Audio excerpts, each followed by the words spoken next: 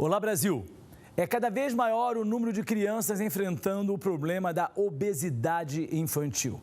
E esta obesidade traz problemas não só na área da saúde, mas também da integração social. Esse é o tema do Cabeça pra Cima de hoje. Eu sou Álvaro Cruz e o programa está no ar. Os maus hábitos alimentares e o sedentarismo são considerados as principais causas do aumento da obesidade na juventude. No Brasil, um estudo publicado pela Sociedade Brasileira de Endocrinologia e Metabologia indicou que 15% das crianças no país são obesas. Segundo o Ministério da Saúde, crianças até 10 anos são consideradas obesas quando estiverem com 20% ou mais do peso ideal para a idade. Para as crianças acima de 10 anos, a obesidade é diagnosticada a partir do cálculo do índice de massa corporal. As últimas estatísticas mostram que 30% das crianças entre 6 e 19 anos de idade nos Estados Unidos estão com sobrepeso ou obesas e podem desenvolver doenças crônicas. O excesso de peso durante a infância e adolescência é um prenúncio para a idade adulta. Uma criança de 3 anos não necessita mais do que 1.300 calorias por dia. Uma criança de 10 anos, cerca de 2.000. E um adolescente, 2.800 calorias, dependendo da altura, do peso e do nível de atividade física diária. Pequenas mudanças na dieta podem ajudar a prevenir o excesso de peso, ajudar as crianças a perceberem e a fazerem as melhores escolhas alimentares, garantirá longevidade na fase adulta. Obesidade infantil, o tema do nosso programa de hoje. Eu tenho o prazer de receber a endocrinologista Jucinéia Oliveira, que é ex-presidente da Sociedade Brasileira para o Estudo da Obesidade, a ABESO. Prazer ter você aqui. Vamos conversar sobre um tema que interessa a pais, mães, educadores, enfim. É fato que o número de crianças enfrentando o problema da obesidade é crescente. E é um problema sério, né, Jucinéia? Sem dúvidas. A gente observa cada vez mais esse aumento. Hoje, em torno de 15% das crianças, a gente já pode observar um grau de obesidade.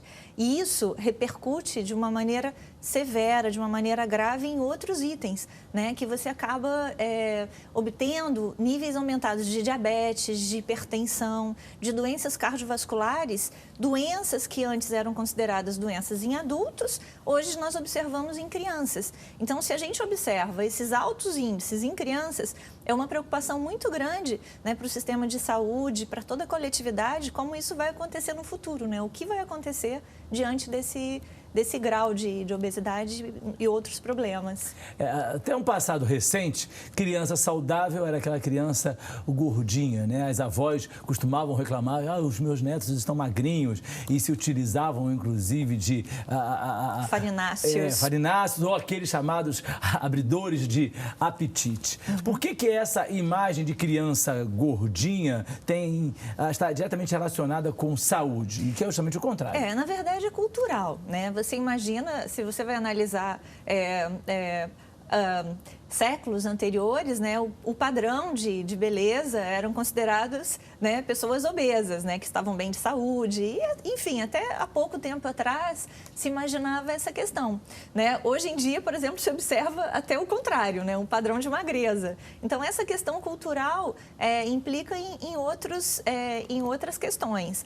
Mas o que a gente tem que imaginar é que o correto é estar dentro de um peso adequado, né? Sempre, em qualquer idade. É um equívoco cultural, né? Você mencionou essa questão. E fato é que os homens mais obesos, mais gordos, eles eram considerados mais abastados, porque eles tinham dinheiro para comprar muita comida, né? E as mulheres mais obesas eram aquelas que usufruíam de uma vida muito boa. Então, elas tinham pertenciam à fidalguia. Eram bem tratadas, exatamente, né? exatamente. E aí ficou essa imagem equivocada. Mas quando é que a gente considera uma criança que está acima do peso e aquela que está realmente obesa? Qual é essa diferença tênue? Essa questão, assim, ela é um pouco difícil de você abordar exatamente esse índice exato.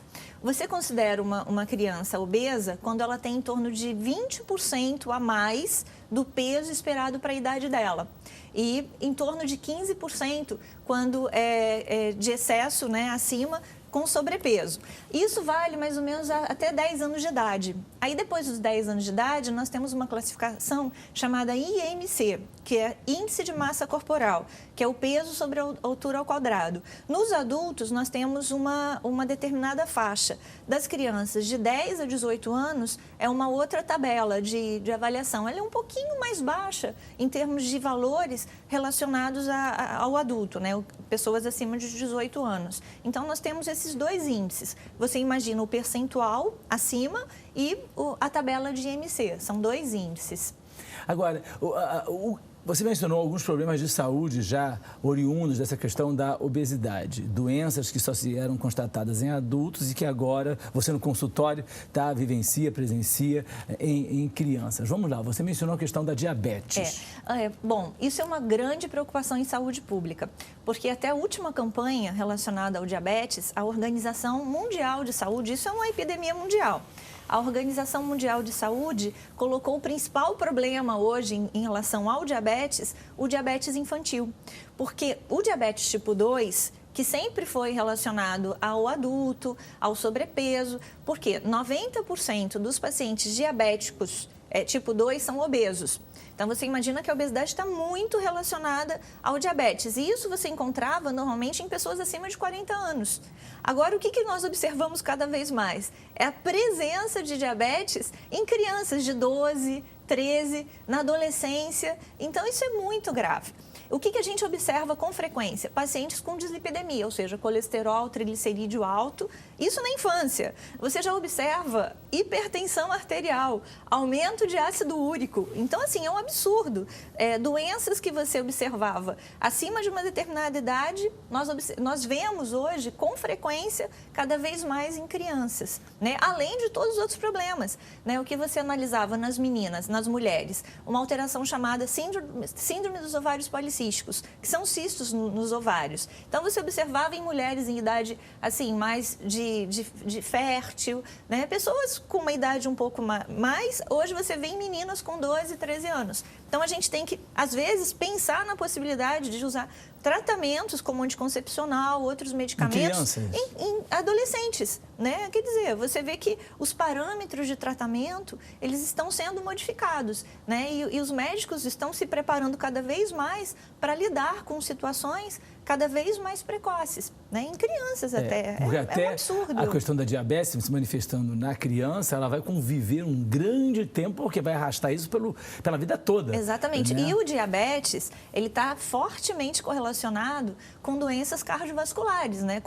E outras complicações do diabetes, como retinopatia diabética, que pode causar cegueira, neuropatia diabética, que pode culminar com a formação de úlceras, né? E, inclusive, perda de membros, né? De amputação, né? Nefropatia, que acaba levando a hemodiálise. Então, assim, são situações que você observa em adultos e isso, né? Pessoas já bem idosas que foram acometidas. Então, você imagina se o diabetes já começa a afetar crianças, né? E, às vezes, leva uma vida sem um controle adequado, né? Pela própria dificuldade do sistema de saúde público, né? O que vai acontecer daqui 30, daqui a 50 anos com essas crianças? É realmente alarmante, muito preocupante essa situação. Você fez uma colocação de que hoje o padrão estético é a magreza. Agora, tem muitos pais que correlacionam isso dizendo o seguinte: não, meu filho está gordinho, mas essa questão de ele ficar magro é só por uma questão de exigência estética da sociedade. Quando o fato é que você está colocando aqui situações muito sérias advindas da questão da obesidade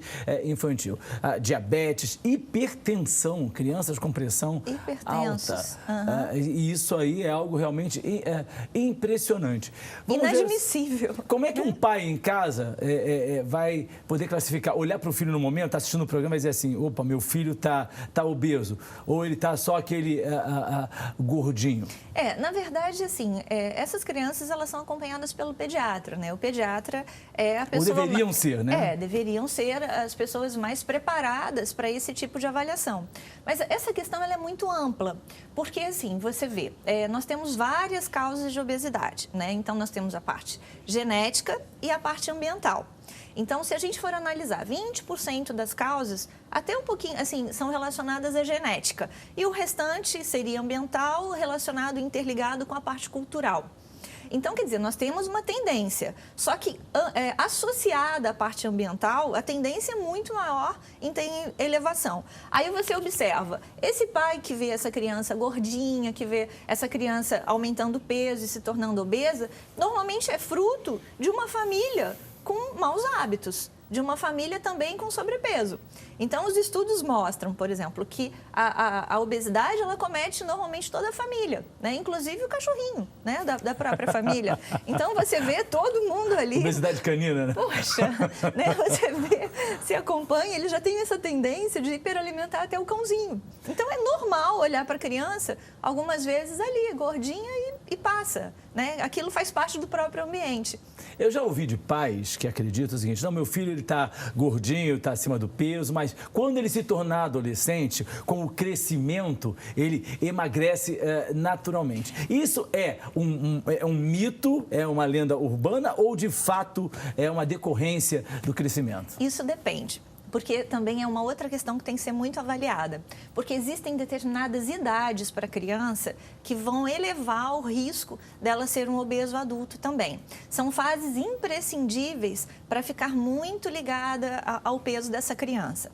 Então, se a gente vai analisar essas fases, as duas principais fases, nós temos a fase intrauterina, né, em torno da 30ª semana de gestação até 1 ano. Se essa criança tem baixo peso, se ela nasce muito pequenininha, se ela nasce com peso abaixo do esperado, essa criança ela vai ter uma tendência no futuro em ser uma criança obesa. E o adolescente, se for obeso, ele vai ter uma tendência em ser obesa. Então, quer dizer, são fases que a família tem que estar muito ligada. Então, vamos pensar, um adolescente obeso tem uma chance, os estudos variam, né, de 50% a 70% de chance de ser um adulto obeso. Então, essa fase é uma fase que a família tem que atacar mesmo a questão para fazer o possível para esse adolescente perder peso, para ele emagrecer, para não prolongar, não cronificar essa situação e esse risco de um adulto obeso. Quer dizer, o adolescente obeso, ele, de acordo com os estudos apontados por você, ele vai ter uma grande dificuldade em lutar contra a obesidade, né, por questões já incorporadas à sua, vamos dizer assim, ao seu próprio ser, ao seu próprio biotipo. Uhum.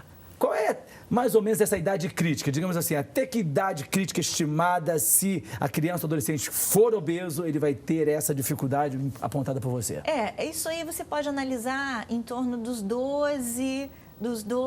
Você pode até colocar dos 11 aos 14 anos. É precoce. É uma fase crítica. Agora, sim, é uma questão interessante isso. Por quê? Isso é pela fisiologia, né? Que é bem interessante as pessoas terem esse conhecimento. Que nós temos 2 tipos de crescimento da célula de gordura, que é o adipócito, que é a fase de hiperplasia, que é o crescimento do número desses adipócitos, e a hipertrofia, que eles crescem, eles ficam cheinhos. Então, a adolescência, esse período, às vezes até que a criança vai ter aquele estirão, ela tem um aumento tanto do número de crescimento dessas células de gordura, quanto o aumento do volume. Então, se é estimulado essa fase, o que acontece? Ela vai ter um aumento maior ainda do número de células de gordura e um aumento maior ainda do volume dessas células de gordura. Então, ela já vai entrar numa fase com aumento desses números de adipócitos e aumento do tamanho desses números desses adipócitos. E o que acontece? Isso não muda, isso não se modifica. Uma vez que ela tem um número de adipócitos, ela vai conviver com isso. Então, ela sempre vai ter essa tendência em desenvolver a obesidade. Isso acontece também, como eu te falei, na vida intrauterina. Crianças com baixo peso, né, que a gente chama de PIG, pequeno para a idade gestacional, o organismo se defende. Então, ele começa a produzir esse aumento de células. Aumento de células, aumento de células. Então, ela já cresce com essa tendência em hipertrofiar e hiperplasiar essas células de gordura. Então, por isso que os pais têm que ficar atentos para essas crianças com baixo peso, que elas têm uma tendência maior em desenvolver obesidade na vida futura. E, além do mais, essas crianças com baixo peso ao nascimento, elas têm uma alteração também no sistema nervoso central, uma alteração no mecanismo da fome. Então, elas vão tender a ter mais fome do que as outras crianças. Então, aí, o que acontece? A criança nasce magrinha, aí a família já começa a hiperalimentar, desde o nascimento, hiperalimenta. Como ela tem essas duas tendências, né, em aumentar o número das células de gordura e ter um aumento de fome, ela é uma séria candidata a desenvolver obesidade também na vida futura. Então, qual seria a questão? Você alimentar, mas não sobrealimentar essa criança com baixo peso. Então, é muito complexo, né? Porque imagina, os pais veem aquela criança pequenininha, magrinha ali, quer logo tratar de deixar essa criança dentro do peso e acaba tendo uma tendência em hiperalimentar também. Bom, nós vamos para um rápido intervalo e a nossa conversa sobre obesidade infantil continua já já. Cabeça pra cima. Cabeça pra cima. Cabeça para Cima de hoje está abordando o tema da obesidade infantil com a endocrinologista Jucinéia Oliveira, que é ex-presidente da Sociedade Brasileira para Estudos da Obesidade, a ABESO. Nós colocamos no bloco anterior essa questão crescente da obesidade infantil e também os problemas de saúde que podem ser oriundos dessa questão da obesidade, diabetes, hipertensão e outras coisas mais. Mas eu queria colocar agora o que leva uma criança a enfrentar esse quadro de obesidade infantil. Você já colocou que 20% é uma questão genética, 80% está relacionado com questão ambiental, com questão cultural. Então vamos lá. O acesso hoje à alimentação, ele é mais fácil. As crianças hoje estão comendo mais, estão impulsionadas a comer mais. Eu acho que elas estão impulsionadas a comer pior. Né? É isso que é o grande problema. É porque você vai analisar crianças, isso está relacionado ao poder aquisitivo. Na verdade, antigamente esses alimentos mais trash, eles eram mais caros e hoje você vê que cada vez mais o preço cai. Então, pessoas com menor poder aquisitivo têm cada vez mais acesso a esse tipo de alimentos. E eles, infelizmente, eles não têm informação. Né? Então, o que acontece? Eles ingerem esses alimentos, eles oferecem esses alimentos para as crianças, muitas vezes sem a noção da repercussão que isso pode acarretar. Então, você observa hoje que a obesidade, ela acomete cada vez mais, né, as classes menos favorecidas, inclusive no Nordeste, em regiões extremamente pobres, você observa crianças obesas, porém desnutridas. Né? Porque a criança estar obesa não significa que ela esteja nutrida, né? Ela tem excesso de gordura, mas ela tem falta de nutrientes. Então, olha que situação séria que nós encontramos hoje. Porque a falta de orientação, a falta de hábitos, muitas vezes faz com que a pessoa não se preocupe realmente com a nutrição, com o tipo de nutrientes que está oferecendo para o seu filho, né? E, enfim, acaba acarretando essas situações. Agora, se a gente vai pensar em relação às causas, tem alguma causa endocrinológica? Pode ter alguma causa endocrinológica relacionada à obesidade, mas é muito pequeno esse índice, né? Nós temos algumas doenças como hipotiroidismo, mas assim, até o hipotiroidismo acontece em crianças, é raro. E isso acarretaria obesidade muito baixa. À medida que você compensa, não está relacionado a mais. Nós temos uma doença chamada Cushing, que também é raríssima.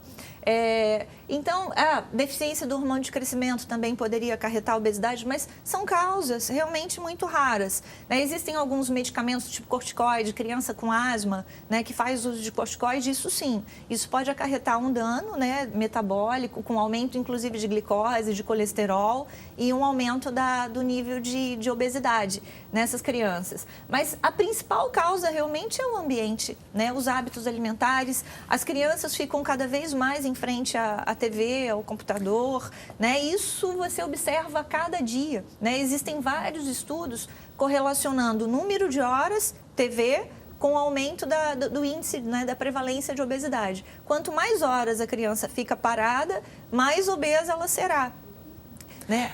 Agora, doutora José, você colocou uma coisa que é importante. Atualmente, a vida moderna, né, com os seus atributos, a maioria das famílias já não se reúne mais para comer, não se reúne à mesa para comer, salvo quando saem para restaurantes e tudo mais. Uma boa parte das casas também, as crianças já têm seus televisores nos quartos, às vezes até o seu próprio computador, naqueles que têm um poder aquisitivo um pouco mais avantajado. E as crianças passam então a comer frente a... Não só as crianças não, as famílias pegam o prato, vão para frente da televisão, ou seja, nem o contato visual às vezes com a comida eles têm, só vão ingerindo. Isso faz com que literalmente seja incrementado a quantidade de comida que se come. Você colocou, nós estamos comendo pior. Sem dúvidas, isso é um fator muito importante. As pessoas não se reunirem à hora da refeição, porque é claro que quando a família se reúne, né, esses alimentos, logicamente, vão ser bem mais saudáveis à mesa. Né? Essa reunião, né, alimentos coloridos, né, você fazer desse horário de refeição algo especial. E hoje em dia as famílias comem, crianças vão lá, fazem um lanche, em frente ao computador, estão no computador e fazendo o seu lanche. E os pais, assim, simplesmente acham isso normal, porque eles também fazem lá o horário dele, né? Isso, além, assim, de outras complicações sociais, eu acho. O convívio familiar, essa noção de família, ela está muito envolvida numa refeição, em uma reunião, em um contato familiar, né? Então, além dos hábitos alimentares, eu acho que se perdem outras coisas, né? Nessa irregularidade de uma refeição. E uma outra questão também, eu acho assim, de envolver a criança no preparo da alimentação. Certo? Tipo assim, a hora do jantar, fazer com que a criança participe desse evento, né? Ajudando em alguma coisa ali na cozinha, né? Porque a família normalmente impõe, né? Você tem que comer isso. Por que a mãe não chega e fala, vamos fazer uma salada de frutas? Sabe? Explica, vamos lá, ajuda, corta. A criança já vai estar envolvida nessa situação e aquilo para ela já vai ser um programa, vai ser muito prazeroso, né? Ou não simplesmente determinar, coma isso, né? Isso aí é importante.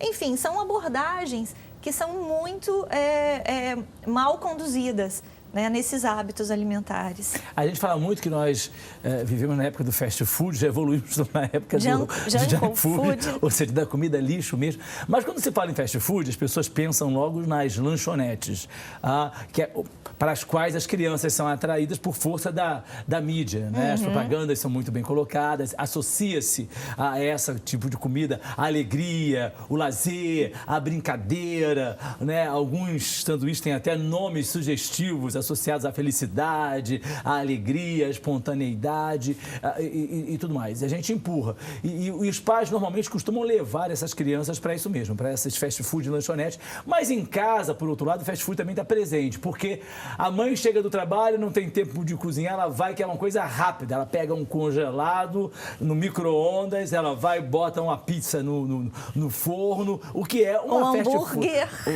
Que é fast food em casa, porque às vezes as pessoas falam assim, mas eu não levo meus filhos para essa lanchonete, mas em compensação em casa, a criança está sendo abarrotada da fast food, de congelados, porque esse tipo de comida também prejudica a questão da saúde infantil. Demais, né? Isso é a questão de toda a família, né? De toda a família. Aí, o que acontece? Às vezes, eles pegam uma criança que está com sobrepeso e falam para a criança, a forma mais absurda de abordagem, tem uma criança que está obesa, a família tem péssimos hábitos alimentares e fala para a criança, a pizza você não pode comer. Quer dizer, olha também a situação que acontece. A família come a pizza, é a mesma coisa que dizer para a criança, você está obesa e você não merece essa pizza. A criança se sente assim. Então, o que se preconiza? Hábitos alimentares adequados, né? E uma dica que eu acho importante falar para a criança é tipo assim, não vamos fazer dieta, vamos ser saudáveis. Né? Isso vale para a família, porque a criança já fica imaginando como restrição, né? E imaginando, dieta é sinônimo de restrição, dieta é o não poder. Na verdade, dieta é tudo que a gente come. A nossa dieta de 24 horas é a nossa alimentação de 24 horas. O que a gente tem que buscar? Hábitos alimentares saudáveis, né? É o que todos buscam, é o que todos devemos buscar, né? Você mencionou a questão da coloração da comida, são alimentos coloridos. Como assim? Bom, porque, olha só, normalmente os hábitos alimentares, eles, quando relacionados a fast food, eles são muito monótonos. Você vê, a criança come uma carne, uma batata e um arroz, né? Um prato completamente monótono, feio. Então, já estimular a coloração dos alimentos. Se você colocar o vermelhinho, o verdinho, o amarelinho, né? A criança se habituar com um prato harmônico, um prato colorido, um prato bonito, né? Enfim, isso é o que eu digo, né, gente? Isso vale para a família toda. As pessoas, né, todas se alimentam assim, no geral, tendem a família inteira se alimentar mal.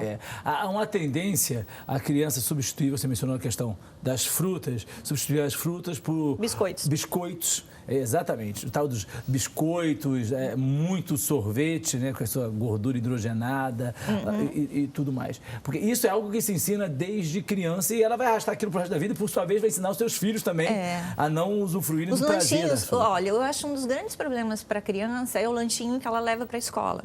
Né? As cantinas, elas já estão, assim, algumas um pouco mais visualizadas, um pouco mais checadas com a qualidade da alimentação. Mas os próprios pais preparam alimentos completamente inadequados para o lanchinho das crianças. Primeiro, elas saem sem café da manhã, né? Então, assim, é um hábito que é imprescindível. O metabolismo, né, ele depende muito do que você coloca no seu café da manhã. É quando o seu metabolismo está mais ativo.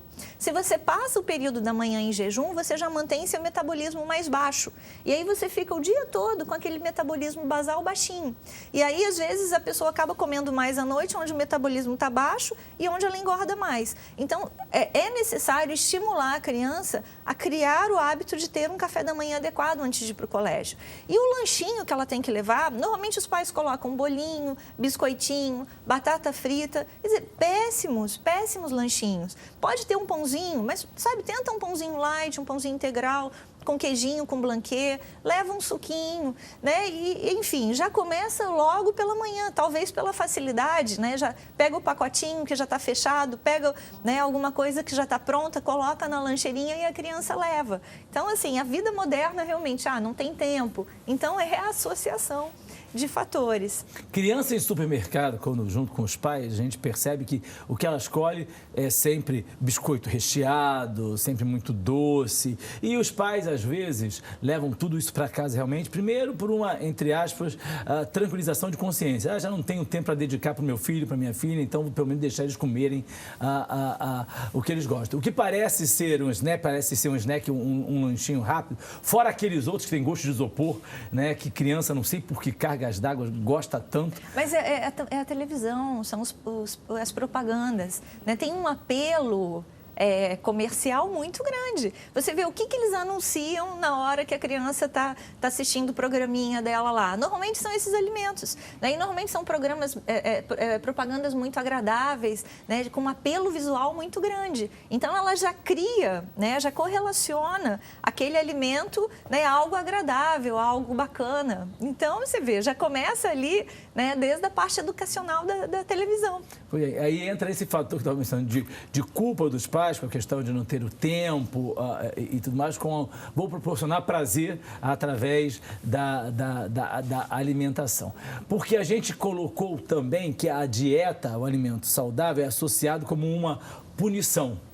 Como uma punição. Então, o fato de se ir ao supermercado já indicar às crianças, olha, isso aqui é bom ou não é, por isso ou por aquilo, já ajudaria bastante, né? E tolher a criança realmente do acesso a certos alimentos, até explicando por quê, substituindo por outras coisas. Sim, sem dúvidas. Porque uma das questões é a família colocar a saúde, né? Tipo assim, olha, esse tipo de alimento, você vai crescer melhor, você, sabe? Você vai ter uma saúde melhor, você vai ter mais força para jogar o futebol, você vai, sabe, tentar direcionar a mesma coisa assim, vamos fazer atividade física, você precisa, não, vamos ao parque, né, a família toda, e essa programação, ela tem que ser da família toda, né, a família toda, ao invés de passear no shopping, né, e fazer o fast food, o lanche dali, por que não estimular uma programação com exercício, com atividade física, um passeio ao ar livre, onde a criança vai ter uma atividade física e a própria família, né, uma atividade física maior, todos andando de bicicleta. É um programa muito mais saudável do que um passeio e um lanche no shopping. Essa questão da obesidade infantil está acarretando também, vamos dizer assim, consequências nos cofres públicos, porque está demandando mais recursos para o atendimento em termos de saúde pública.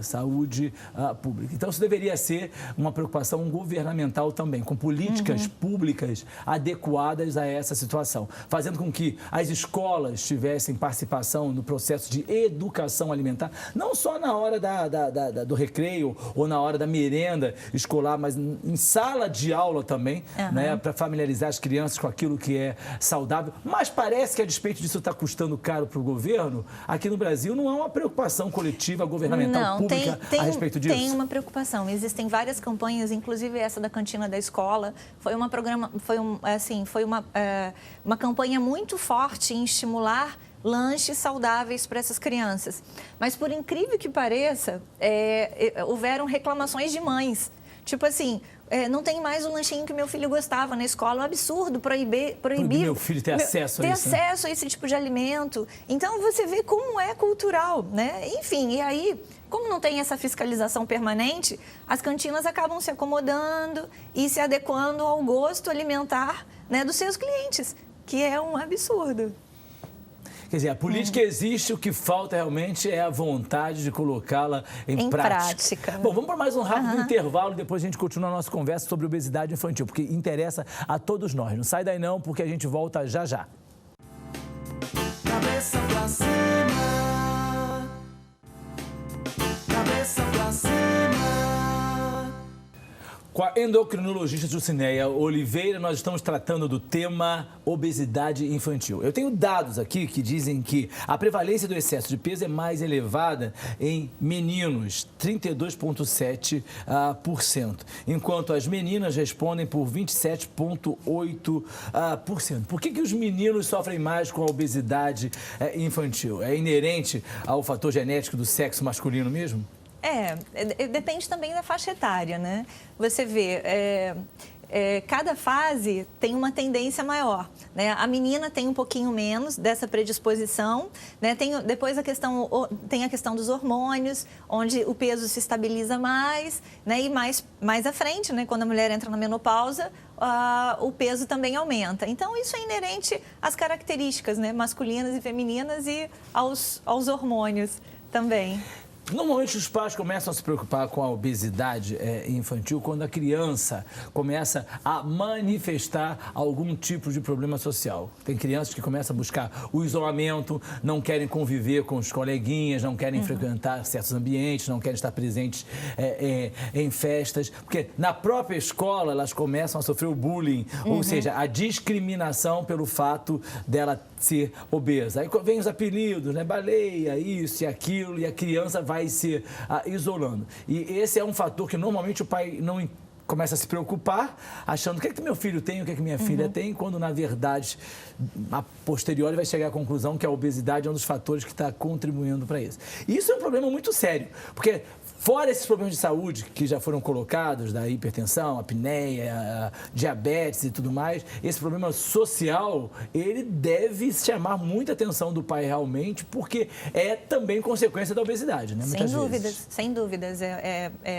Existe realmente essas questões. E a criança, ela começa a se isolar, né? Algumas vezes acaba acarretando depressão. Essas crianças, em algumas situações, necessitam de uso de antidepressivos, né, para tentar corrigir. Elas realmente acabam se isolando socialmente, tendo um baixo rendimento escolar. Muitas vezes elas não querem nem irem à escola, né? Enfim, isso acarreta problemas nesse período e muitas vezes sequelas, né, que podem se prolongar ao longo da vida dessa criança.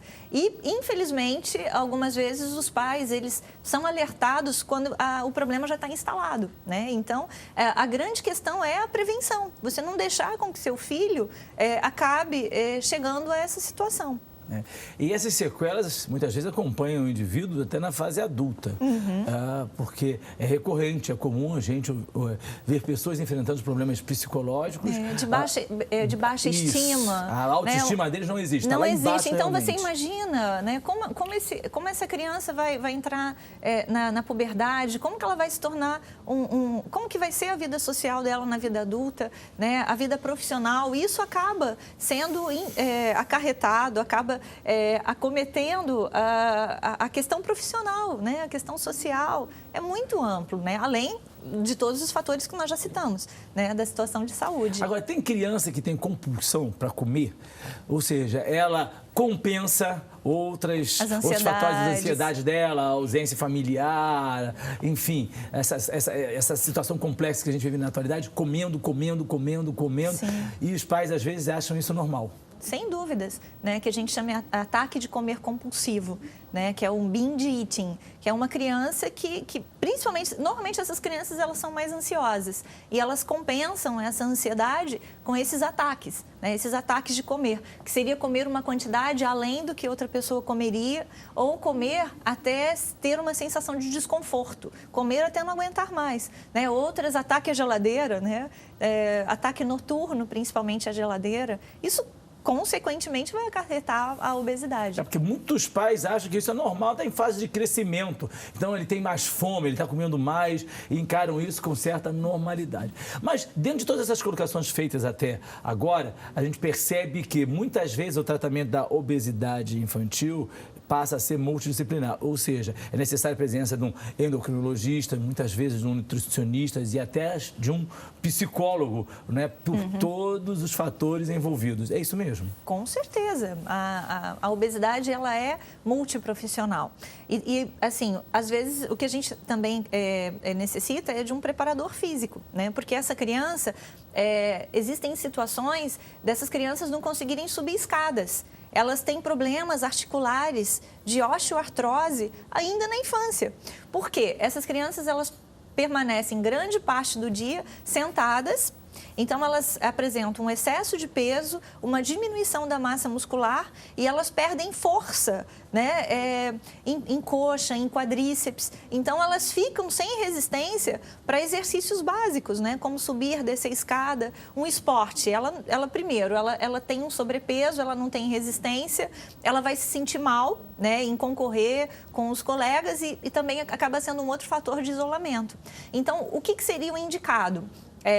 É um pouco complicado, mas um preparador físico para, primeiro, não só colocar essa criança para um exercício aeróbico de cara, mas tipos de exercícios que aumentem a força muscular, que melhorem a força muscular dessa criança, para que ela melhore a qualidade de vida dela, para que aí ela obtenha melhores condições de exercícios aeróbicos. Então, você imagina que você já começa a preparar uma criança como você prepararia um idoso, né, com um percentual mais baixo de massa muscular, né, enfim, a gente acaba tendo problemas já na infância desse tipo. Da década de 80 para cá, a gente percebe que as crianças já não mais brincam em grupo. Era comum crianças brincando nas ruas, nas vilas ou no playground dos seus prédios, em grupo, brincadeiras coletivas. Aí, com o advento dos games, os videogames, os computadores, as crianças começaram a se isolar e elas passam literalmente a maior parte do tempo perante a televisão, perante o computador e nos seus games, que são atividades que não demandam de nenhum tipo de gasto calórico para o equilíbrio do peso. Essa mudança comportamental do ato de brincar também contribuiu diretamente para essa questão da obesidade infantil. O que os pais devem fazer, então? Porque é muito bom você ver a criança quietinha lá no videogame, silêncio, porque você imagina a questão da nenhuma. violência, né, também. A violência das ruas. Das ruas, né? Porque a antes... babá eletrônica que tinha uma preocupação dos pais. As crianças ficavam brincando, né, nas ruas, jogando bola.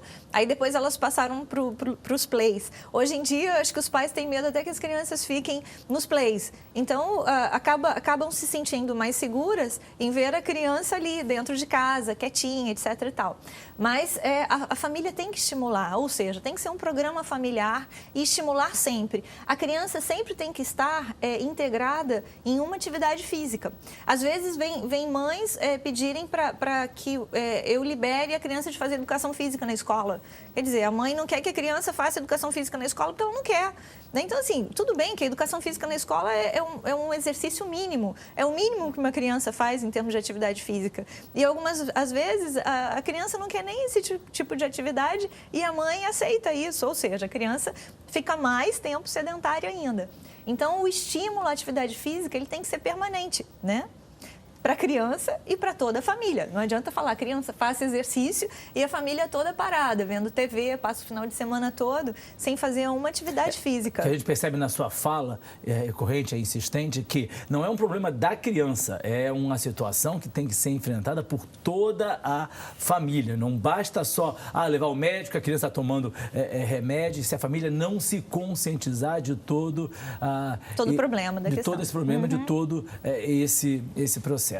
Agora, o que os pais podem fazer nessa conscientização familiar para combater a obesidade? Algumas dicas já foram sendo dadas ao longo do programa. Buscar uma alimentação mais saudável. E o que é uma alimentação saudável? É arroz, feijão, evitar gorduras? O que é? A gente vai começar isso desde a fase infantil, né? Primeiro, uma coisa que a gente observa é que as crianças elas estão cada vez mais precocemente sendo não amamentadas, né? O leite materno. As mães não têm tempo. As mães não têm tempo. Então, você analisa que o leite materno é o que contém todos os nutrientes para essa criança. Então, a criança ela deve ser amamentada pelo menos até o 6º mês, no mínimo. Até o 6º mês, né? E aí, enfim, as mães já começam a colocar farináceos, a engrossar o leite dessa criança, a colocar açúcar. Essa criança já se adapta ao gosto do açúcar desde bebezinho. Então, assim, não pode comer doce. Essa criança foi adaptada ao açúcar desde criancinha, né? Onde era colocado açúcar ali no leitinho dela. Então, assim, tudo isso tem que ser analisado desde o iniciozinho, né? Assim, de preferência. Mas o que a gente tem sempre que buscar?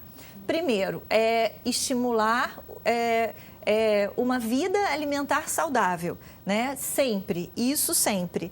Cuidar muito bem dos horários das refeições das crianças, porque as crianças, elas não têm rotina, né? Elas comem na hora que elas querem, elas passam grandes intervalos sem se alimentar, elas comem alimentos errados nas horas erradas. Então, essa rotina ela é importante, que isso faz parte da educação, né? A criança precisa de uma rotina, não só alimentar, como no estudo, como em outras questões porque todas. Porque a rotina traz segurança para a criança. Claro, né? Traz segurança. Então, a criança fica solta em relação à alimentação pela comodidade. Então, essa orientação... Café da manhã muito importante, olhar certo que tipo de lanche, qual a qualidade do lanche que essa criança está levando, estimular sempre o consumo de frutas, né, de leites desnatados, na grande maioria das vezes, na hora da refeição, sempre estimular uma alimentação mais, enfim... Não monótona, né? Com verduras, legumes, arroz, feijão. Isso é caro fazer uma alimentação saudável? Não, né? Você vai na feira, são alimentos que não são tão caros. Vai no final da feira, procura alimentos já que estão com valores melhores. Arroz, feijão, eles estão cada vez mais desaparecendo do prato do brasileiro, infelizmente. Porque arroz e feijão é um ótimo alimento, né? Ele aumenta a saciedade, ele te deixa alimentado por um tempo maior. E se você coloca uma carne magra, uma carne branca, evitar frituras, milanesa, né? Evitar exatamente esses alimentos já prontos. Batata frita que criança tanto gosta, né? Então, batata frita, assim, porque a criança... Tem uma outra questão, é que a gordura vicia. Assim como o doce vicia. Já existem estudos mostrando, né, exatamente isso. Então, quem tem o hábito alimentar já preparado para a ingestão de gordura, o cérebro pede, ele sente a necessidade de ingerir gordura, ele sente essa necessidade. Então, não adianta também chegar e cortar tudo da criança. A partir de agora, você não come mais doce, não come mais salgadinho, não come mais nada. Então, você precisa ir adequando, ir retirando aos poucos, ir colocando alimentos mais saudáveis, né, no prato dessa criança, estimulando o lanchinho na hora certa, né? De preferência um jantar. É mais importante a criança ter um jantar com essa distribuição de alimentos e evitar, na medida do possível, né, esses alimentos, né? O fast food em geral. Pois é, parece complexo, mas não é tanto não. Dá para fazer se a gente tiver um pouco de conscientização, disciplina e boa vontade, o que é importante haver de nós pais para com os filhos. Vamos para um rápido intervalo e a gente volta já já. Cabeça pra cima, cabeça pra cima. Hoje eu vou abrir meu coração, só pra te sentir. Hoje eu vou cantar uma canção, só pra te sentir. Me preparei, me arrependi, me lancei no pó, me humilhei, perdoa-me, preciso te adorar.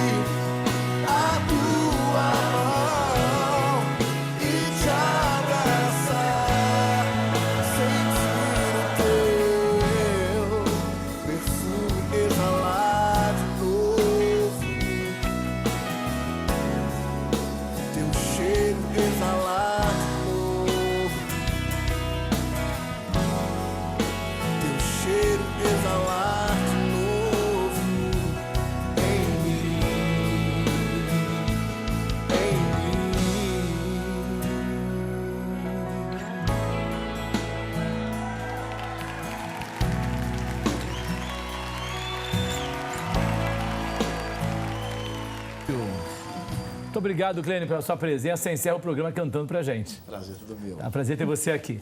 Bom, quero agradecer a minha convidada, a doutora Jucinéia Oliveira, endocrinologista e ex-vice-presidente da Sociedade Brasileira para Estudos da Obesidade, a ABESO. Doutora Jucinéia, muito obrigado por sua participação, pelas informações tão importantes compartilhadas aí para os pais e as crianças também que nos assistem.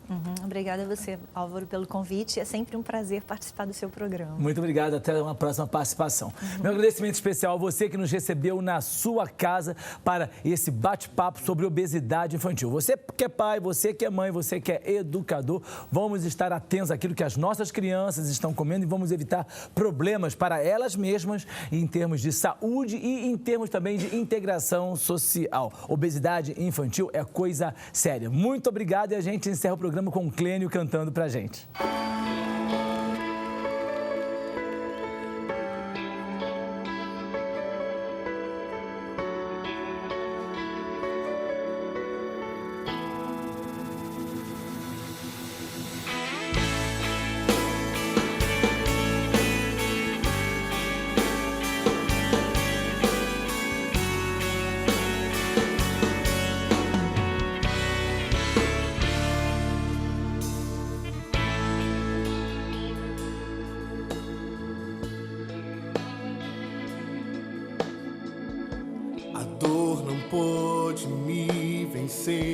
Cansaço não me abateu, estou firme aqui.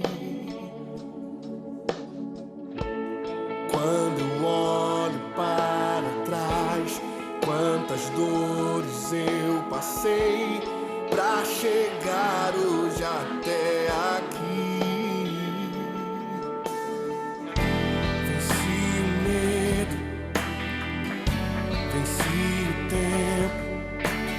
Permaneci fiel, permaneci fiel. O Senhor me preservou, como Ele prometeu, pois Ele tem uma obra em mim, tem uma obra em mim.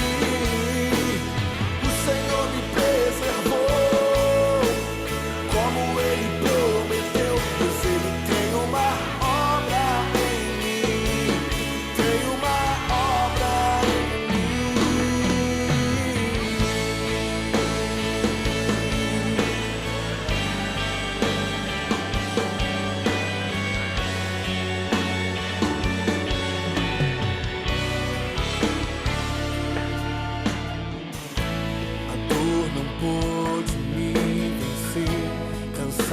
não me abateu.